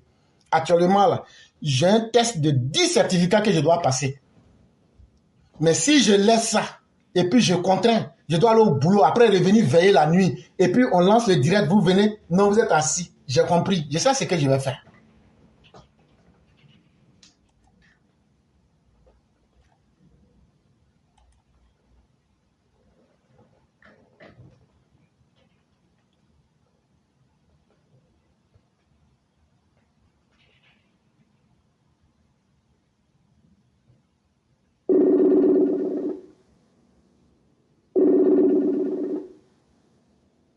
Alors? Allô? Oui, bonjour, cher mère. Bonjour, mon éclaireur Okay. vérité. On n'a vraiment pas le temps. Dites ce que vous avez à dire en 2 minutes. Ok, donc bonjour à toute la classe. Je dirais que les saboteurs de la santé sont partis les deux têtes, mais leurs collaborateurs sont toujours là, qui sont Aka Awole et puis Goudou Raymond Kofi. Donc n'oublions pas cela. Donc tant que ceux-là, ils sont dans le gouvernement, de toute façon ils sont là. Même s'ils sont partis, mais ils sont là. Donc le sabotage va continuer, l'infiltration va continuer. Donc c'est ce que j'avais à dire. Vraiment, merci beaucoup, chère mère. On va vous souhaiter un excellent week-end et bien des choses à toute la famille. Merci.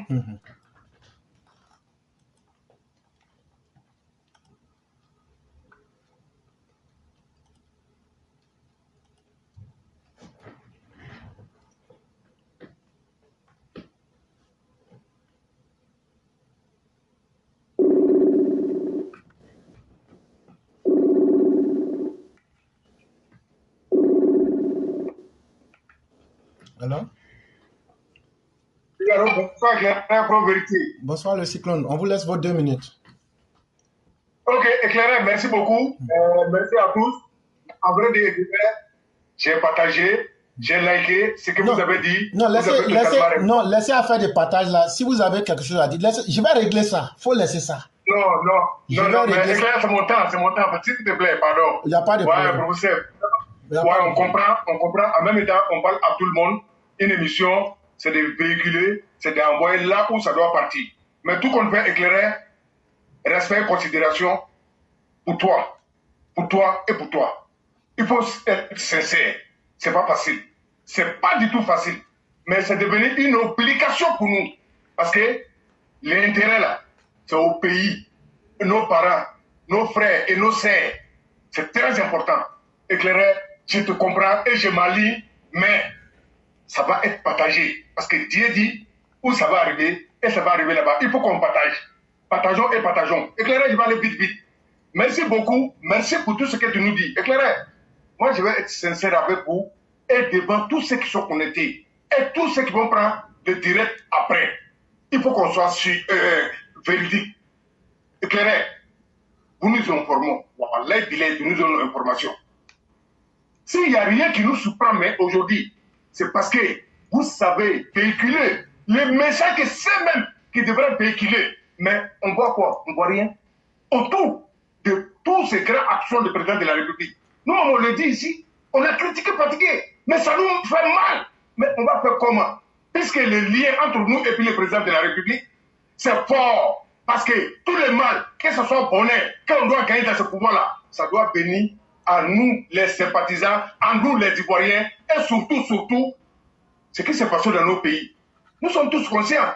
Éclairé, merci. Et je dis à nos frères et sœurs, on n'a qu'à essayer de partager, même si c'est 2 groupes, c'est pas petit. La petite vient en mangeant, mais vraiment éclairé, je me plie. Je viens vous dire merci, parce que vous avez accepté de soulever ces fardeaux, de se mettre pression pour nous informer. Est-ce que vous avez salaire? Est-ce qu'il y a considération même pour vous? On voit, nous on voit, mais tout ça, ça nous fait mal. Mais on va faire comment? On n'a pas le choix. Puisqu'il y a un lien entre nous et puis le président de la République, nous allons assumer. Ceux-là ne pourront pas nous décourager et ils ne vont pas nous saboter et nous allons demeurer sur la toile. Parce que si le panel aujourd'hui est clair, il faut reconnaître, qu'on partage ou pas, sur tous les panels que moi je promène, il y a un Ivoirien, un sympathisant qui vient. Éclairer avait dit ça depuis un moment. Éclairer nous a avertis depuis tant.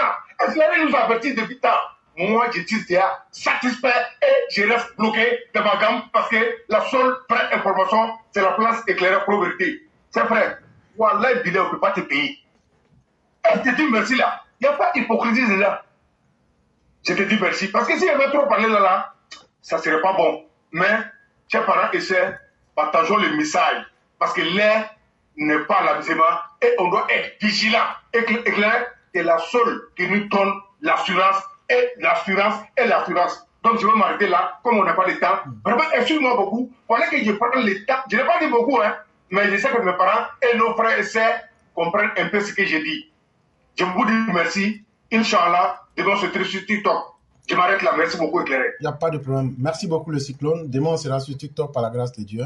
Merci et excellente soirée à vous. Merci, merci, merci à vous également. Merci beaucoup.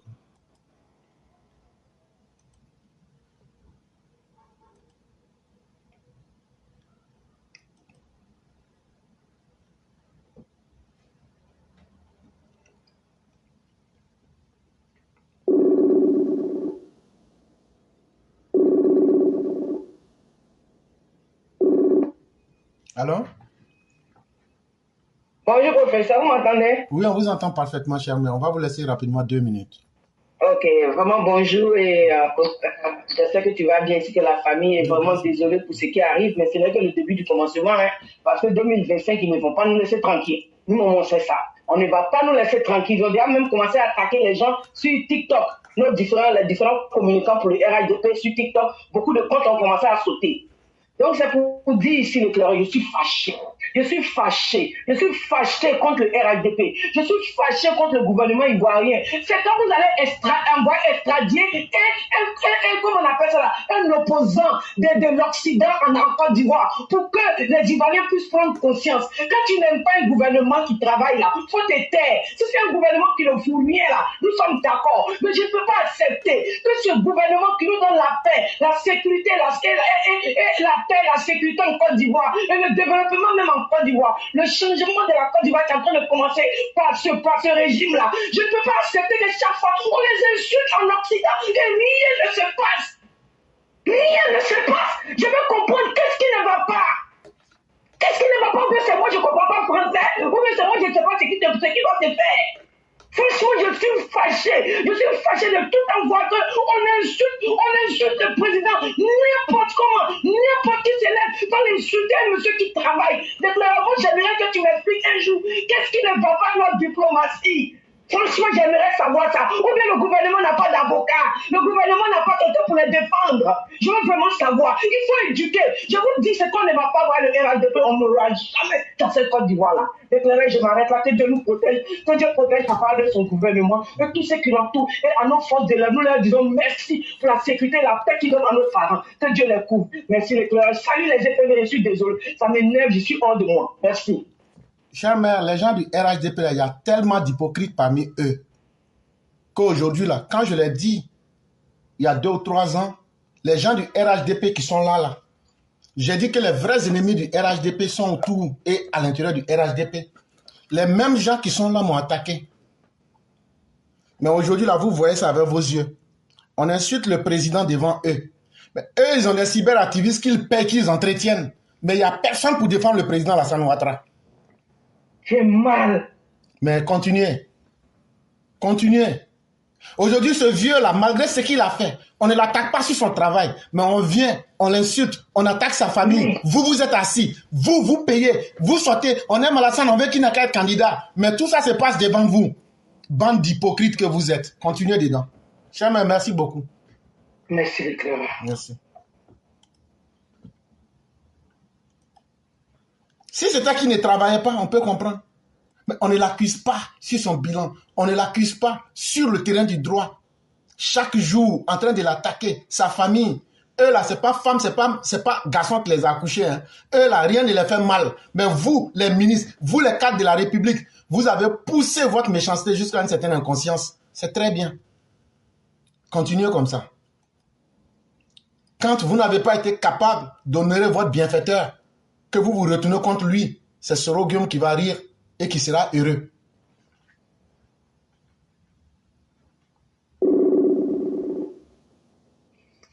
Allô? Oui, bonjour le grand maître, comment allez-vous?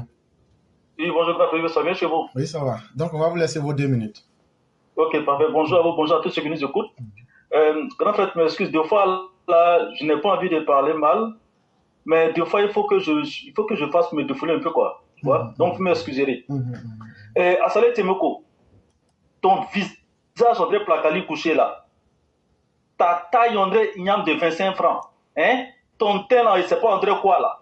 Mais toi là, c'est quelle politique tu es en train de faire là? Tu te lèves, pour ceux qui n'ont pas suivi, j'essaie de rappeler un peu l'histoire. Assalé Temoko a dénoncé le fait qu'il y a une association des musulmans de la douane. Et qu'il y a même, je ne sais pas si c'est, qu'on appelle ça, Adama Bictobe Sissé Bakongo qui a été paré de la création de l'association. Mais Assalé Temoko, donc le gouvernement doit être laïque. Mais Éclairé qui est là, tout le temps Éclairé dénonce les religions. Ce qui ne va pas dans les religions, là, on dénonce sur cette plateforme pour que les gens puissent se corriger. Ça, je suis d'accord. Mais aller s'en prendre à des aspects religieux pour aller chercher des dividendes politiques, là, je dis non. Ça ne se fait pas. C'est malhonnête de votre part, Assalé Temoko. Moi, je ne m'intéressais pas à toi, hein. Mais là, tu viens de créer quelqu'un qui va te suivre de près. Tu vas dénoncer une association musulmane au niveau de la douane. Mais tu ne sais pas qu'il y a cette même association chrétienne au niveau de l'armée. Tu ne sais pas ça? Et puis toi, Assalé Temoko, tu es vraiment très malhonnête. Je me rappelle, quand tu avais besoin des votes des musulmans de Tia Salé là, quand tu avais besoin que les musulmans de Tia Salé viennent te voter là, quand il y avait les fêtes musulmanes là, on ne te voyait pas toi-même prendre le micro pour aller animer fête des musulmans à Tia Salé là-bas. Mais si tu dis qu'il faut être laïque là, quand tu avais besoin des votes des musulmans là, pourquoi tu partais te déambuler dans les fêtes musulmanes? Pourquoi? Mais c'est malhonnête de votre part. Et ce n'est pas sérieux. Arrêtez de mêler la région dans nos politiques. Le président, il est musulman, on le va payer à la mosquée. Le premier ministre, il est chrétien, on le va payer à l'église. Les ministres qui sont musulmans, on les voit à la mosquée. Et les ministres qui sont chrétiens, on les voit à l'église. Ça veut dire quoi ça? La religion, ça fait partie de nos mœurs là. On n'est pas dans un pays où on fait des lois bizarres là, contre les religions. Ça veut dire quoi ça? Si tu as envie de faire ta politique là, va faire ça ailleurs. Ne vais pas mettre la religion là-dedans. Dans tes propres partisans là, il y a des musulmans, il y a des chrétiens aussi. Bande de malhonnêtes que vous êtes. Tu viens te déambuler au Canada, tu viens rencontrer des opposants qui n'ont même pas d'impact sur la politique canadienne, et puis tu vas te déambuler, oui, j'ai rencontré telle personne, mais ils sont insignifiants. Député au Canada, là, tout le monde peut raconter député au Canada ici. Tout le monde peut raconter député où tu es parti là. Rencontrer un député là, c'est rien ici. Si tu étais garçon là, il fallait rencontrer le Premier ministre du Canada, on n'allait pas que tu es garçon. Si tu es garçon là, il fallait rencontrer le Premier ministre de Québec où tu es parti là, on a dit que tu es garçon. Bande de malades que vous êtes. Boudignac que tu es. Visage André Placali couché. Mon frère, merci. Je voulais me défouler un peu. Il faut venir encore. Merci. Vraiment, merci beaucoup. Merci infiniment. Et pour connaître un homme, qu'il soit honnête ou pas, c'est dans ses agissements. Et là, je crois qu'au fur et à mesure que le temps passe, les gens commencent à comprendre de quoi il est question et qui Assalé Temoko est véritablement. Il ne finit pas une affaire, il tombe dans une autre.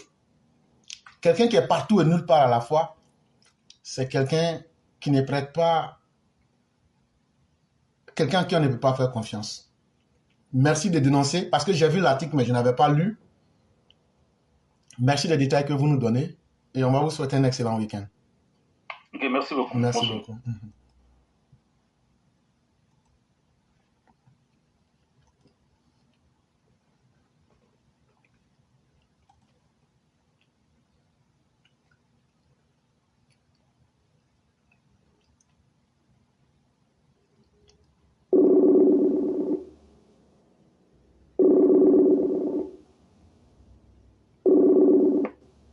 Allô? Allô, bonjour. Oui, bonjour Éclaireur. Bonjour, cher mère, comment allez-vous? Je vais bien, et vous? Oui, ça va. On va vous laisser rapidement 2 minutes pour vous expliquer. Ok, merci beaucoup. Merci beaucoup, Éclaireur. Bonsoir à tout le monde.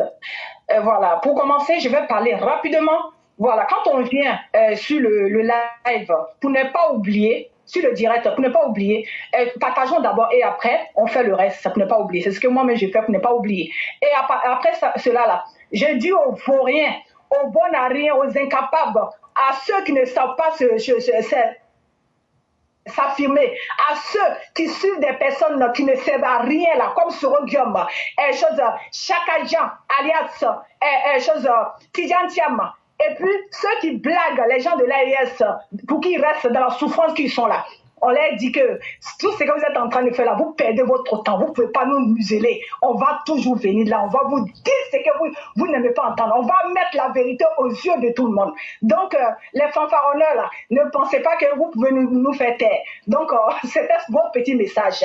Allez-y, dites ça à vos bonnes à rien que vous suivez. Voilà, ça c'était ça. Voilà, je parle rapidement. Les gens de l'histoire de la CMU, les autorités doivent mettre un endroit où la population doit aller prendre leurs médicaments. C'est pas normal que les gens payent 1000 francs par mois et puis quand ils vont à la pharmacie, on les traite comme si c'était des bons à rien. Ça, ce n'est pas normal. Chers autorités, vos histoires de dire que vous voulez faire obliger les Ivoiriens à prendre la CMU là, ce n'est pas normal. Tant que les choses ne sont pas mises en place, tant qu'ils n'ont pas leurs droits comme il le faut là, ça ne doit pas être obligatoire. Faites ce que vous avez à faire. C'est quand vous voulez faire quelque chose là, faites le nettoyage, faites les choses pour que les gens puissent avoir les droits. Voilà ce que je voulais me dire. Je salue tout le monde et voilà, je vous souhaite bonne soirée à tout le monde. Ne vous énervez pas. Quand on est dans la vérité, il y a toujours des maudits qui sont là et ne les regardez pas, ils ne peuvent rien faire. C'est la vérité qui va triompher.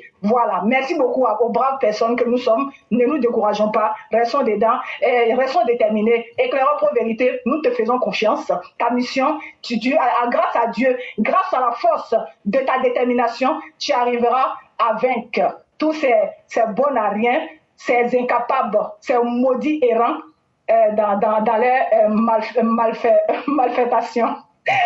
Merci beaucoup. Bon week-end à vous. Merci beaucoup, cher. Merci infiniment. C'est à vous que nous... Tant que le gouvernement ne met pas les choses... Sinon, pourquoi ne pas construire des pharmacies du gouvernement? Vous pensez que nous, on est bêtes? Ah, pharmacie ne veut pas de... Hey, si on a mis 1200 milliards là, créer des pharmacies du gouvernement où les gens là, même si c'est pareil, on s'en va prendre là. Quand tu vas là-bas, tu prends ton médicament, tu passes. Avec ta carte CMU. On n'est pas bêtes. Si vous voulez faire là, vous pouvez faire. Il y a une mauvaise foi. Il faut qu'on corrige ça. Après 6 ans, on ne va plus vous faire de cadeaux. Vraiment, merci beaucoup, chère mère. Excellente soirée à vous et très bon week-end surtout. Merci beaucoup. Merci Au revoir. beaucoup. Ouais.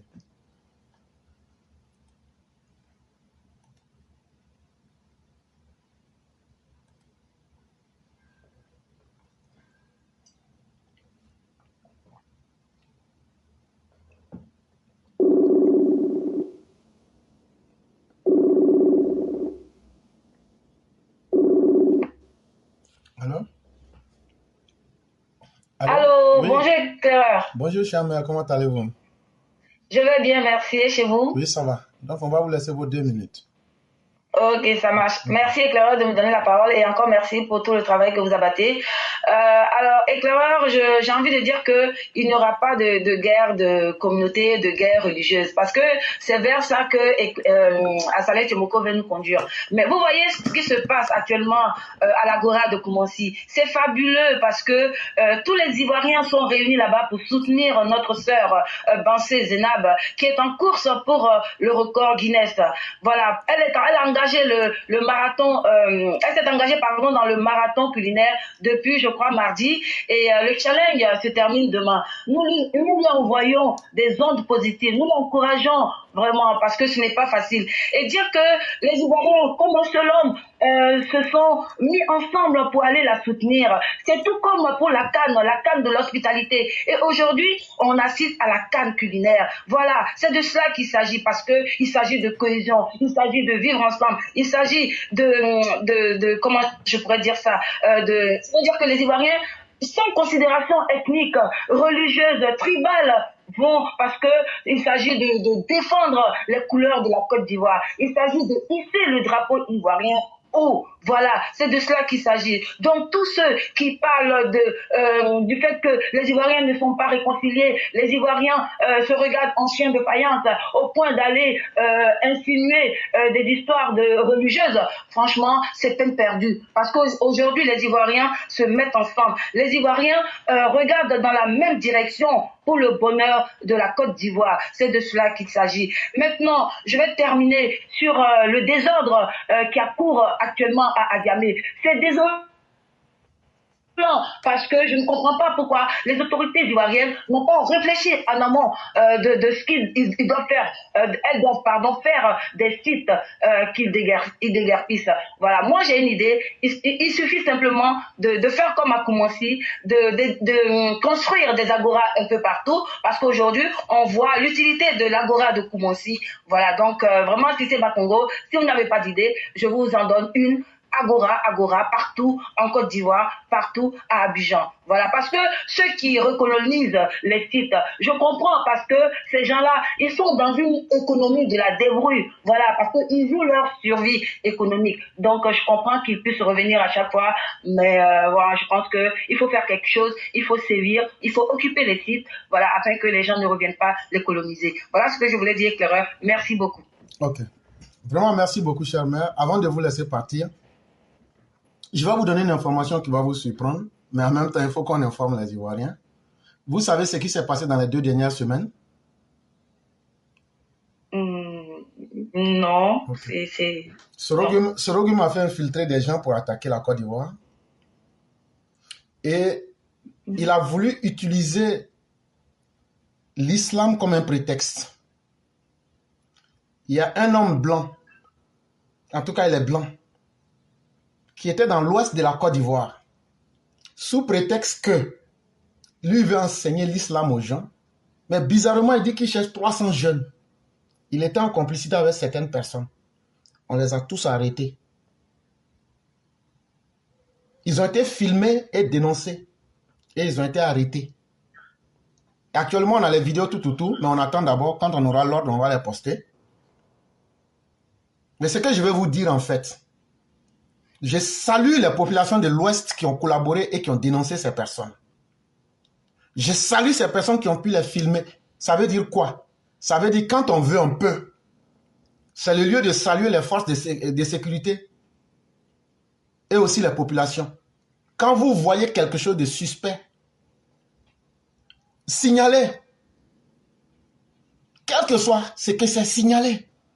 Vous allez voir la réaction prompte de l'État. Et donc, nous disons merci à ces populations, merci à ceux qui sont des dénonciateurs. Vous n'êtes pas des délateurs, vous êtes des sauveurs. Merci à ceux qui ont le courage de dire ce qui est mauvais dans notre société. Et ça s'est passé là, c'est dans cette semaine-là, ils ont tous été arrêtés. Presque 300 personnes. Ça n'est pas effrayer les gens qu'on ne parle pas de ça toujours, mais je préfère dire ça pour dire que nous, là où on est aujourd'hui, là, on est plus que prêts. On est plus que prêts. Et toute éventualité là, on a les moyens de les neutraliser. Et c'est ça qui est important. Vraiment, merci beaucoup, chère mère. Et on va vous souhaiter une excellente soirée. Ok, ben on dit merci à nos forces de l'ordre et puis merci de veiller sur la Côte d'Ivoire. Vraiment, merci à tout le monde. Merci à vous, éclaireur. Merci beaucoup, chère mère. Merci beaucoup. Et donc, mesdames et messieurs, le direct va à sa fin. Nous sommes avec le doyen Amara Bakayoko. Ça sera la même chose de 2 minutes, puisque on va lui permettre de faire la conclusion et on va pouvoir passer à autre chose. Et demain, on va se retrouver sur TikTok pour pouvoir plus longuement détailler les choses comme il se doit. Mais nous disons merci à tous et que la bonté divine demeure en nous. Alors? Allô? Oui, bonjour cher doyen, comment allez-vous? Très très bien, okay. Éclaireur. Oui. Donc, comment tu vas toi aussi? Je vais très bien. Comme on est extrêmement piégé par le temps. Oui. Voilà, donc je vais vous laisser. Voilà, vous allez profiter pour faire en même temps des bénédictions. Et demain, on va se retrouver sur TikTok. Inch'Allah. Vraiment, je salue tout le travail. Et c'est pas utile pour moi de vraiment revenir sur tout ce que vous avez exigé. C'est entendu. Et c'est quelque chose qui va être fait, Inch'Allah, de façon irréversible. En tout cas, moi, je voudrais vous rappeler que le combat que nous menons va prendre de l'intensité parce que, vous voyez, nous sommes en train de réparer un tort à la Côte d'Ivoire. Et vous avez touché la problématique du déguerpissement avec les conséquences, le cas de Franklin Yamsi, la migration, la CMU, en tout cas, qui est aujourd'hui qui fonctionne très mal. Et moi, je voudrais vous dire, quand on regarde, quand on fait l'épicure, quand on regarde en profondeur tous ces problèmes-là, et puis pour comprendre ce qui se passe, c'est vraiment de nous dire à nous Ivoiriens, c'est des signaux qui nous sont envoyés pour que chacun prenne ses responsabilités quant aux engagements pour le développement de notre pays. Ça ne va pas être facile. Les ennemis à l'intérieur, je parle de toute l'opposition, parce que ce n'est pas des opposants, ce sont des ennemis. Des gens qui ont perdu, en tout cas, en moralité, qui aujourd'hui jouent sur toutes les fibres pour empêcher le progrès de ce pays, parce qu'il y a une personne qu'ils n'aiment pas. Je vous dis, nous devons resserrer les rangs. C'est une vraie guerre. Comme le prophète Mohammed sallallahu alayhi wa sallam a dit, quand ils sont venus de la guerre de Badr, il dit, nous venons de la petite guerre. Et en ce moment, les compagnons lui ont demandé, comment, après toutes ces tueries, et tu nous dis que nous venons de la petite guerre? Mais c'est grave. Il a répondu, la grande guerre, c'est la lutte contre les égaux, vos égaux. Et nous y sommes là. Nous sommes rentrés maintenant dans la grande guerre, parce qu'il va falloir adresser tous les problèmes du pays, tous les dysfonctionnements qui sont provoqués, juste pour bloquer le pays, pour empêcher le développement du pays. Au moment où un groupe tire le pays par le haut, il y a des gens qui jouent dans l'ombre pour empêcher ce progrès-là. Le RHDP a beaucoup fait pour la Côte d'Ivoire. Nous devons aider le RHDP. Nous devons nous sacrifier pour le RHDP. Il y a certes des ennemis à l'intérieur du RHDP, mais notre organisation, notre détermination va faiblir ces gens-là. Et éclaireur, je te dis, tu as touché le point focal de cette problématique. Nous allons réussir. Il faut continuer à pilonner. Là, on est arrivé au point focal. Je vous le dis sincèrement. La Côte d'Ivoire souffre énormément de ça.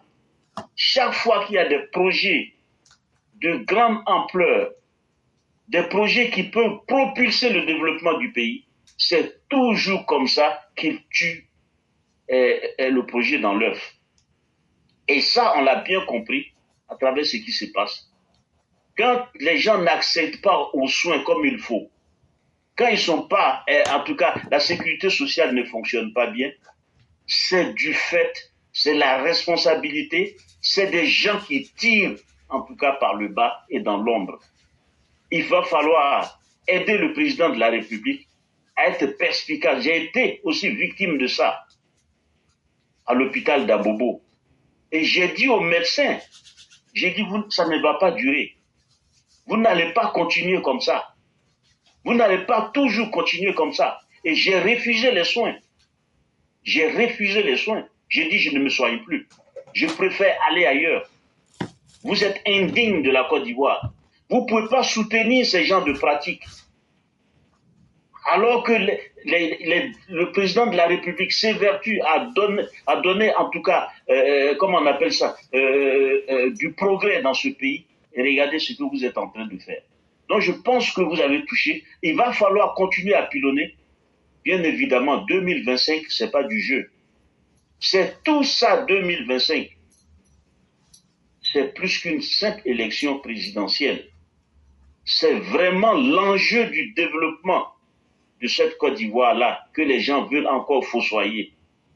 Le premier miracle, ils l'ont fossoyé. Le deuxième miracle, ils sont encore aux aguets pour empêcher le développement. Mais je suis persuadé qu'avec des gens comme vous, avec des âmes éveillées et pures comme vous, les choses vont changer. Éclaireur, nous avons en tout cas toute l'équipe, nous avons cette responsabilité. Il faut qu'on se charge de cela.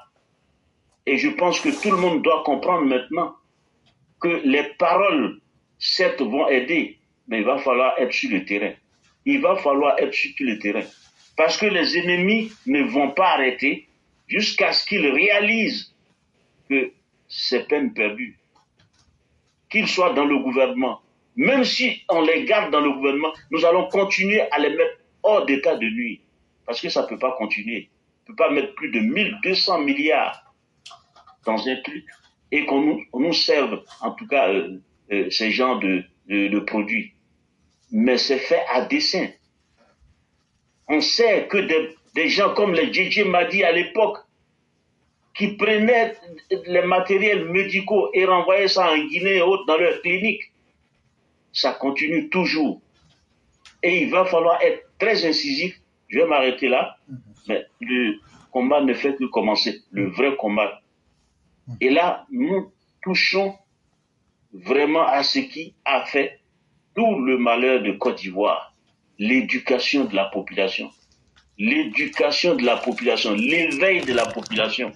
Pour qu'ils comprennent, comme l'ont fait les philosophes des Lumières, pour qu'ils comprennent que l'enjeu, c'est eux, comme l'a dit aussi l'économiste Joseph Stiglitz, une population mieux informée, qui a accès à l'information, est une population qui sait se mettre à l'abri de ces genres de situations. Je vais m'arrêter là. Merci vraiment d'avoir touché tous ces problèmes aujourd'hui. Je remercie aussi tous ceux qui sont intervenus, tous ceux qui ont écouté. Et je dis merci aussi de nous rappeler que c'est nécessaire de partager. Et je m'allie à vous pour m'excuser d'ailleurs parce que sincèrement, c'était aussi, j'avais pas trop ça dans la tête, mais je vais vraiment m'y appliquer. Merci, bonsoir. Merci beaucoup, cher doyen. Merci à tous. Demain sera un autre jour. Que Dieu nous maintienne dans ses bonheurs et dans ses grâces. Merci à tous et excellente soirée. Bonsoir. Okay.